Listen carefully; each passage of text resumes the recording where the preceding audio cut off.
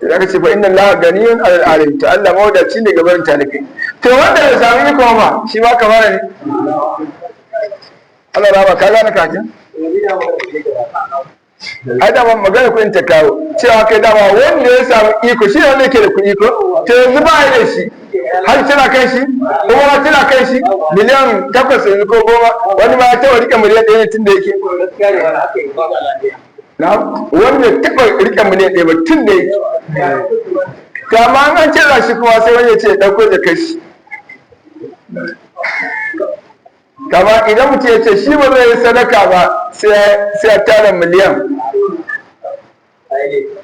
ya ce shi ba zai yi sallah ba saboda ba ya iya tashi shi ba zai sake yin azumi saboda akwai wahala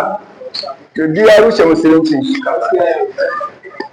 an gani amma aikin azumi sai ka samu iko me iko kana da kuɗi shi kadai kana da lafiya ga kuɗi amma kai in ka jama akwai matsala ka ce gaskiya ne ba zan samu zuwa aikin hajji me yasa ba ga yadda nake ba sai yadda nake ba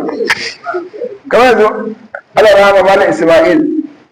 ka ce za ka biya mashi tafi aikin hajji da Allah ka taimake shi ko ka zalunce shi ka zalunce an gani ka ba shi kudi ya rika cin tsire da farfesu ana mai allura ko in ya rike tangara da shi ke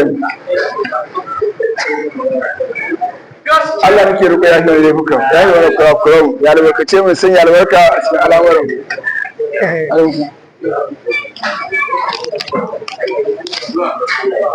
ya malam Ismail ya wuce ko alwalaji a wuce an gama ko ربنا تقبل منا إنك أنت السميع العليم ربنا آتنا في الدنيا حسنة وفي الآخرة حسنة وقنا عذاب النار ربنا أخرج علينا صبرا وتوفنا مسلمين ربنا لا تزغ قلوبنا بعد إذ هديتنا وهب لنا من لدنك رحمة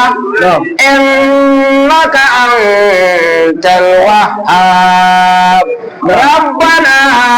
إنك جامع الناس ليوم لا ريب فيه إن الله لا يخلف الميعاد ربنا ما خلقت هذا باطلا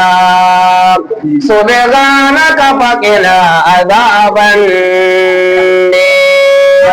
ربنا إنك من